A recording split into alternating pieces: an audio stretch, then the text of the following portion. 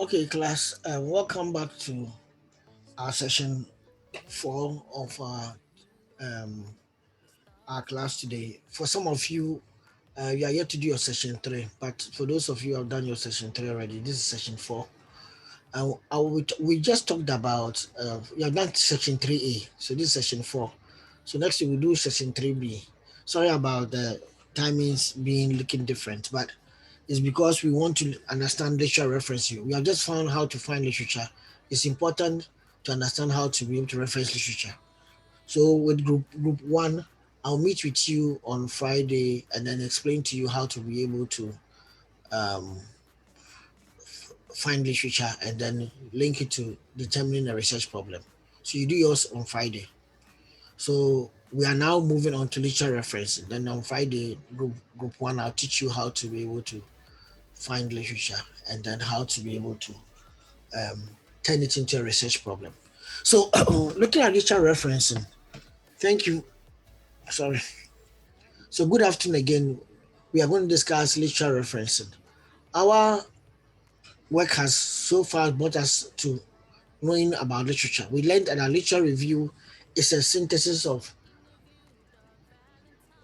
available resources and materials with a strong relation with the topic in question, which is accompanied by a description, a critical evaluation, and comparative analysis of each work. One thing that we learned about literature review is that you find literature, but when you find the literature, you need to be able to use them in your work. So to be able to use them in your work, you need to be able to cite them. That's bring them into the work. And in doing so, we will learn how to be able to bring them to the work using the act of referencing. So referencing is going to be discussed here. Then we'll discuss the different types of references and focus on the APA referencing. So this is in chapter 4 of our book where we look at APA referencing, but you can Google APA referencing. Now, what we discussed here is APA referencing 6, but currently the world is using the APA referencing 7. But some supervisors still use 6 because 6 has been there for some time.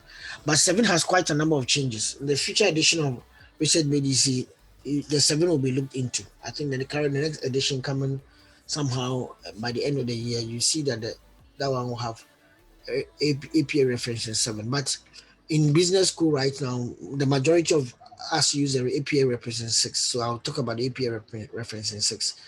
Occasionally, I'll just mention a little bit of a difference with that one and the APA reference in 7 so they can know what to expect in the 7. But the 7 is being used globally now.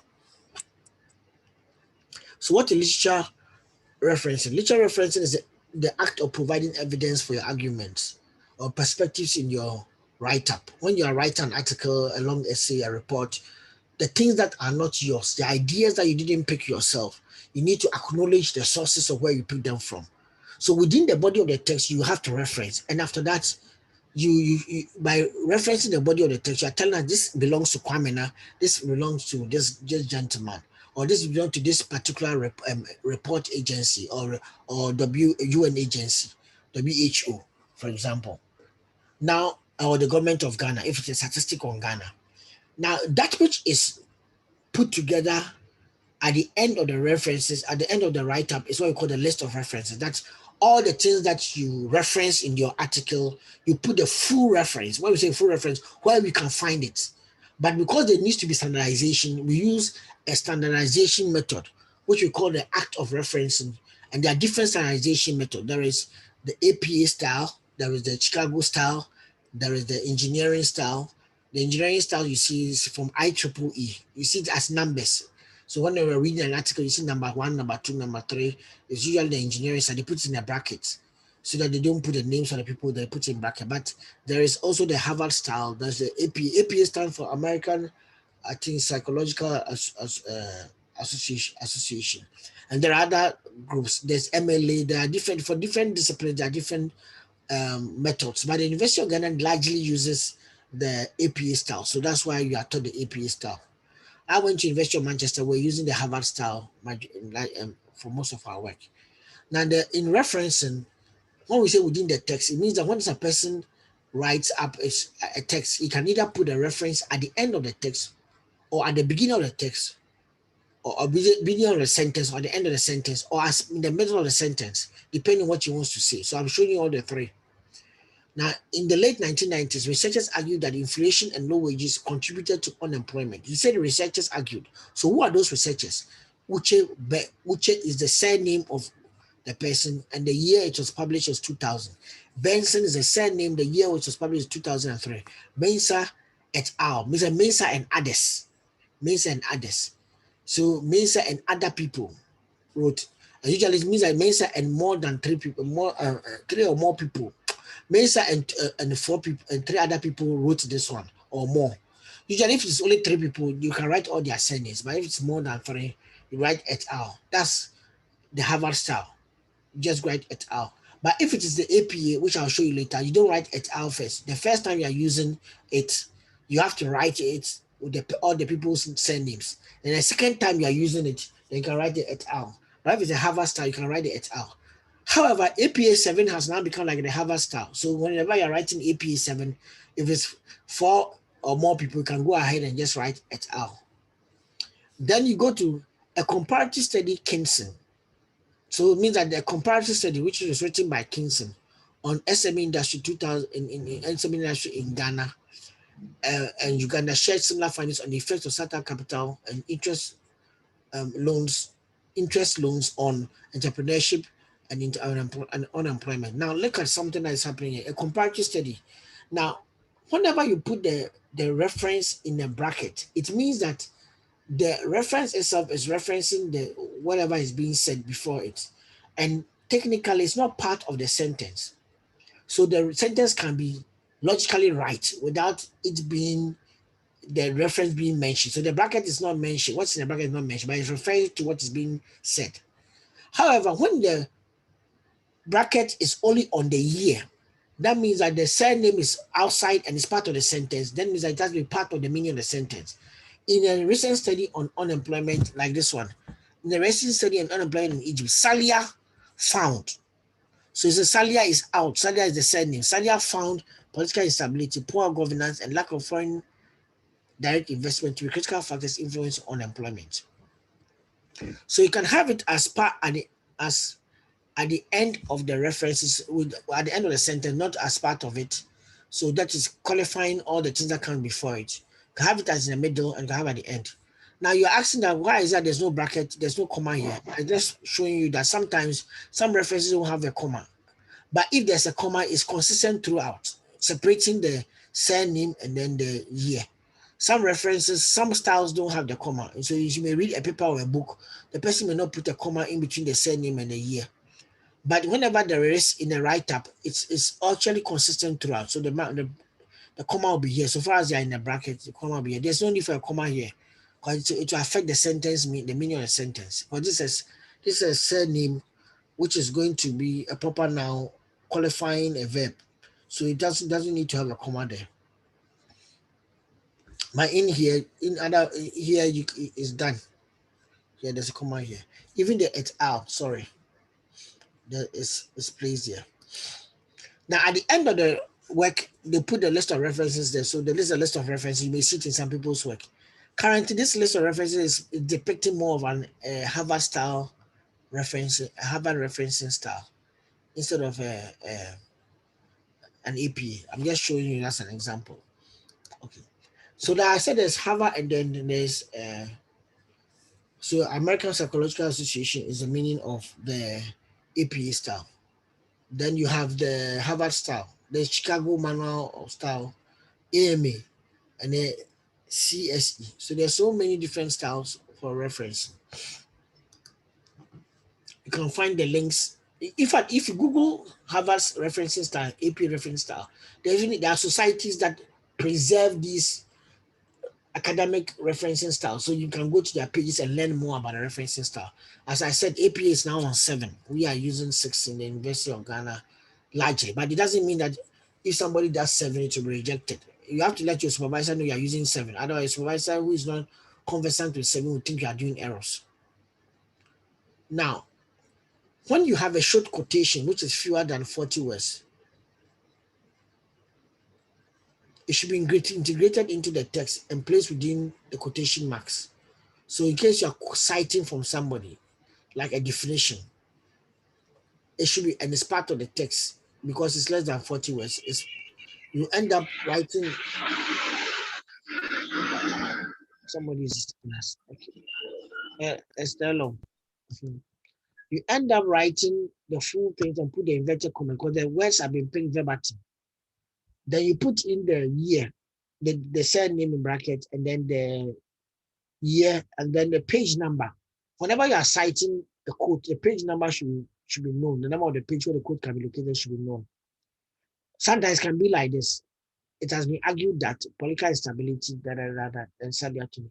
But in proper writing and to avoid plagiarism most of the time, I encourage students to write it as part of a sentence. Don't just put something there and let it stand on its own.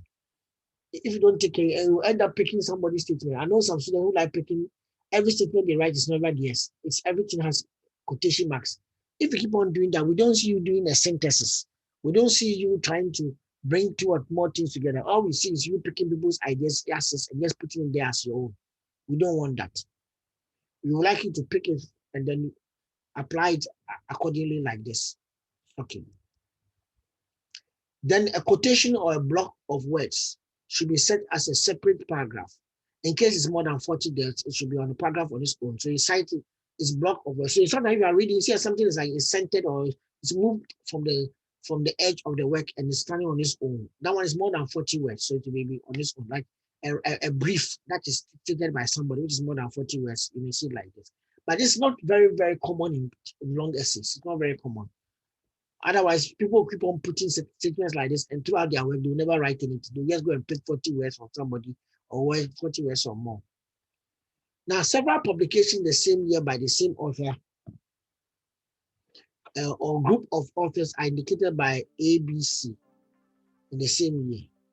Okay, so the statistics from the Telecommunication Union tend to suggest that mobile phone subscribers currently constitute 60% of the world population. So ITU 2008A, 2008B, to differentiate the two different reports, that they are the same, they are two different reports, but they are published in the same year, coming from the same institution, the same author. Currently, if you are looking at it, you have to look at it very carefully so I can be able to understand it very well. So 2008A, 2008B. Okay. But if it is the same authors, you may the same author or two different authors using the same year. You can use A and B. But if you look at the APA, current APA 7, they tell you add the initials for the people to differentiate them. But this one is the 2000s, the APA 6. So just focus on trying to write A and B as suffixes to differentiate them. Then the nature of business activities of a micro enterprise may determine the differences in the type of ICT's own. This is a sentence that's picked from somebody's work. So the work that was initially a site written by Boateng, and then Abba went to use it in his work.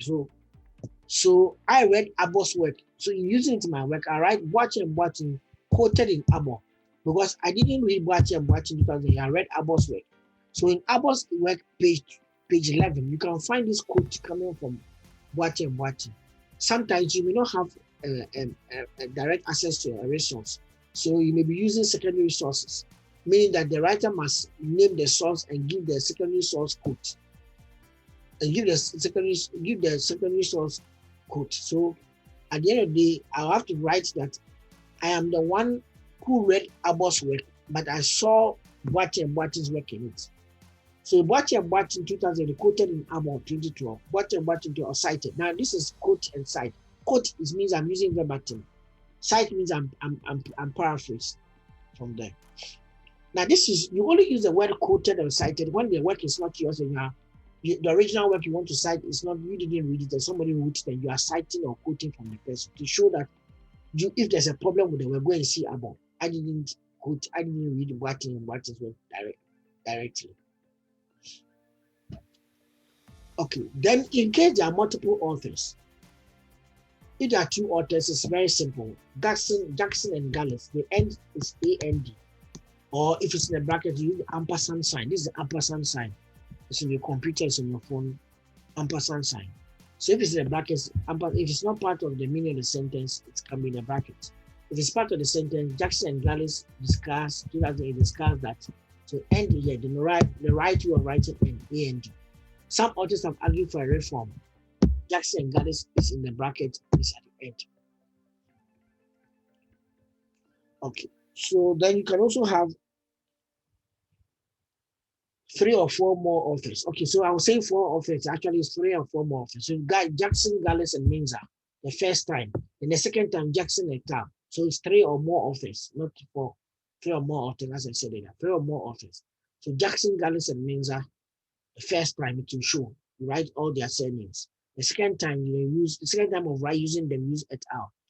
This is what I was saying, that in the APA 7, you can go straight to the et al. Without going through the first time you write it and the second time you write that. But because you are using APA 6, I'm letting you know. Just in case you're using APA 7, I tell your supervisor APA 7, keep that in mind. Keep that in mind. Okay. Then you also go to, there are certain situations in which you have to use multiple authors in a write-up. So that, like in this case, the first time it was Jackson, Gallis, and Minza. The second time et al. Was used. But it's not advisable to cite the same author consecutively like that. It looks like you don't read anybody's work apart from only the author. And it's like you are using only one author's work in your whole work. We don't like that. So we would like you to do it in different ways. So where you put one the first and the second time, before using the second time, you put in another reference there, like Palin has come here before Jackson et al. Is used another time. So the first time Jackson is used, then he goes to read another paper before he breaks in the Jackson again.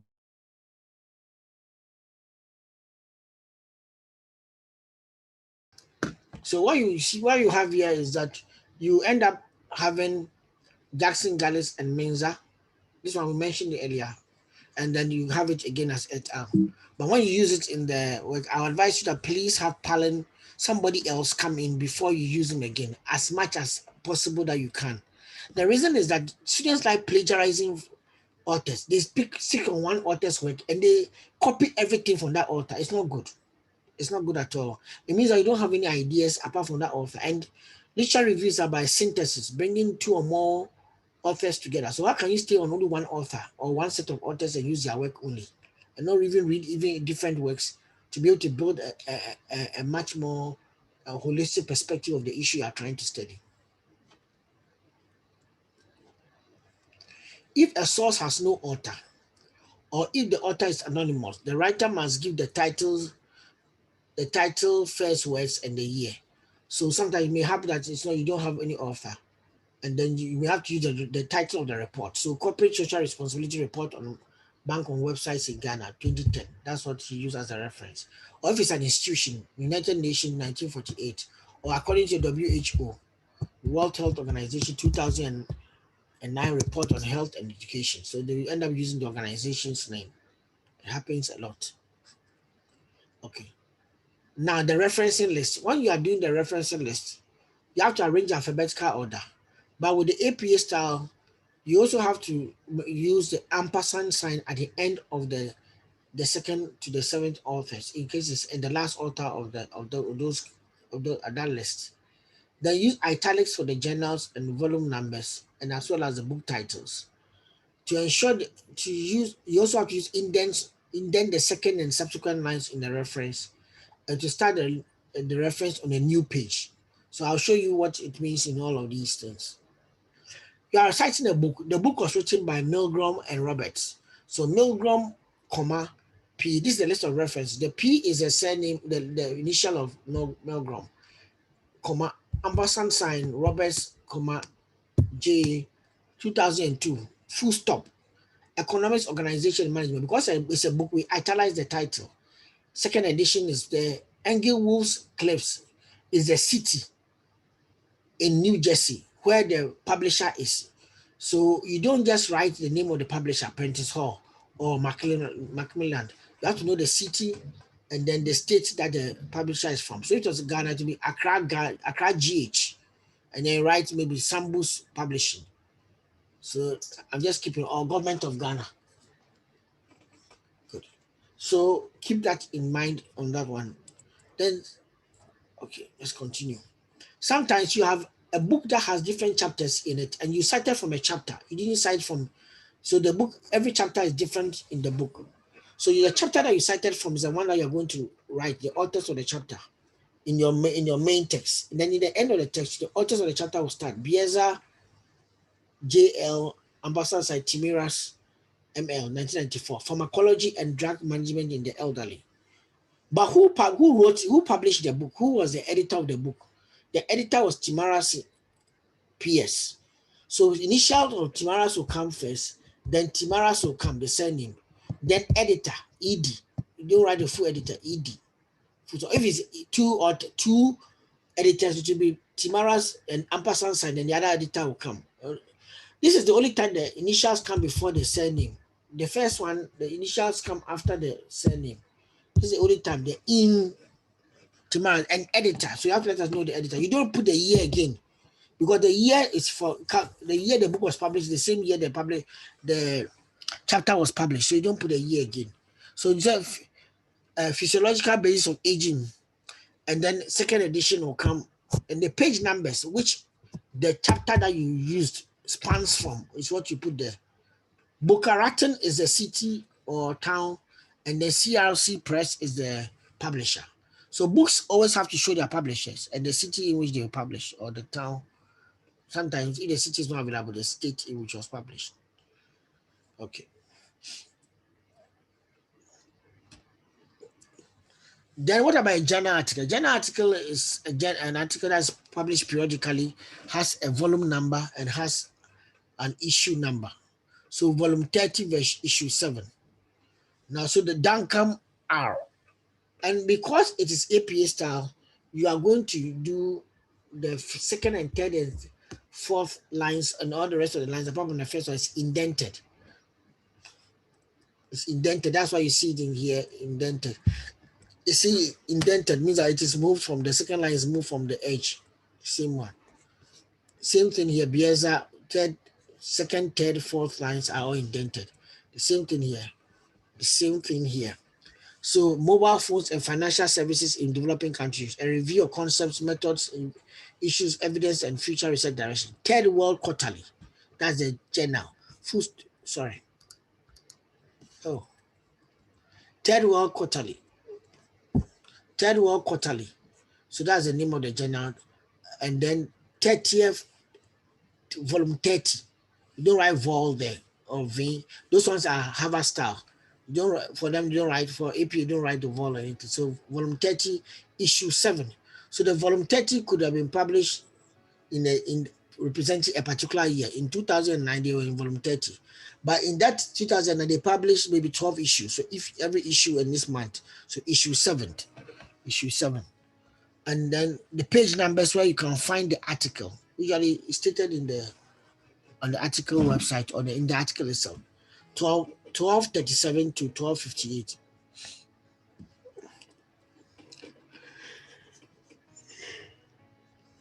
Sometimes you pick things from a popular magazine or newspaper, which has more frequency of publishing, but not necessarily a volume. So appear S, the surname, and then the S is Stephen Appear. So S is your initial. 2014, 1st February. The reason why I put 1st February is that that's how they recognize the journal, the newspaper. So maybe they produce it every day. So the date of it is placed there. And then you go Rose Plantain Tribes Daily Graphic, page 11. Sometimes there's an editorial. So the editorial will come Rose Plantain Tribes, full stop, then editorial, or editorial hyphen Rose Plantain Tribes, if it's depending on how it is done in the newspaper.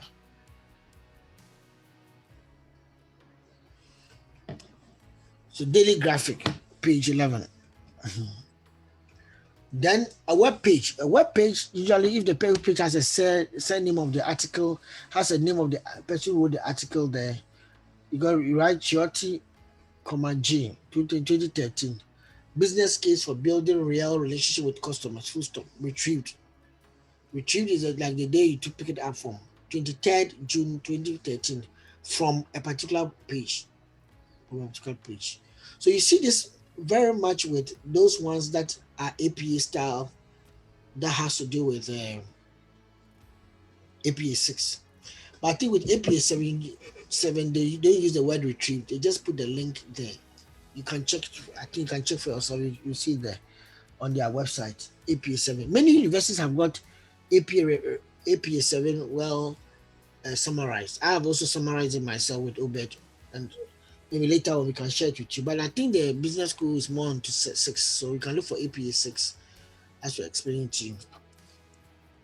Now, sometimes if you don't have the article, the author of the article, there are two ways you can handle it. Some people use the name of the web platform. So in case they write Help Scout as the one here, and then they will end up writing the rest of the thing. So instead of writing the business case for building the title of the article, they write the name of the institution, Help Scout, and they'll go and continue. But here, he has written the name of the article and written retrieved. So that means that the name of the article doesn't repeat again after the date. The helpscout.net blog relationship. Okay. So giving a day of retrieve, it was retrieved. Okay.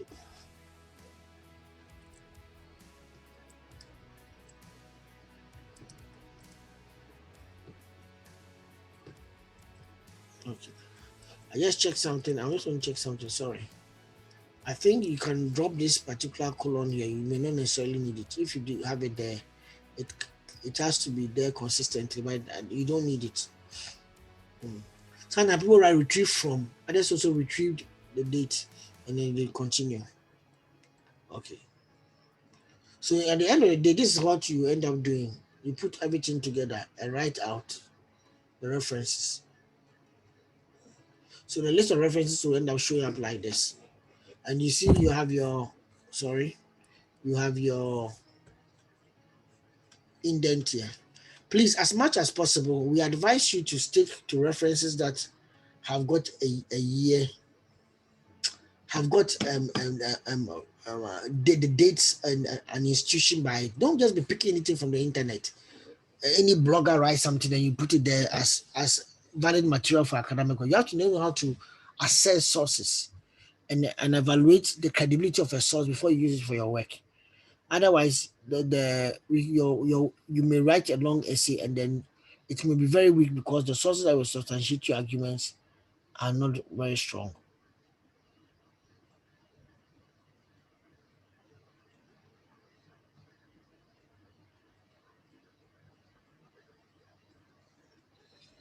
So the Harvard style and then the APA style, you can actually always and get information on them.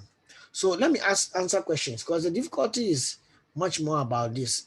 Later on, I'm hoping to do a tutorial on plagiarism so that I can cover some of the things that you face in when you're writing. Okay. Any questions?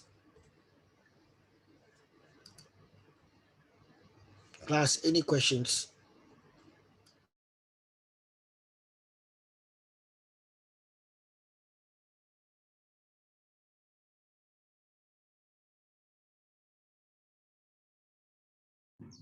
Yes, I have a question.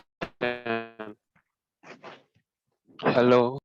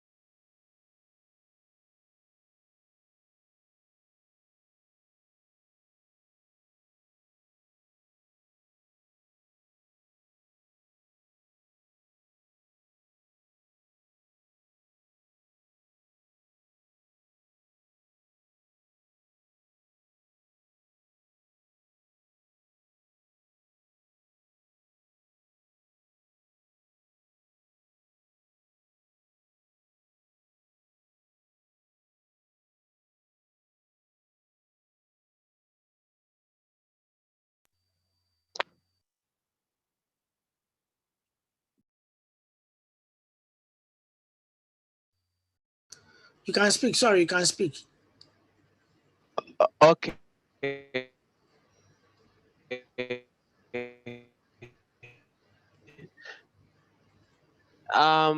During the lectures, you said that we should not pick any information internet, some places in which you can get sources so that we do research or do assignment and other stuff. Okay. We can't hear you at all. Kojo, can you type your question? Type your question for us, please. We can't hear you.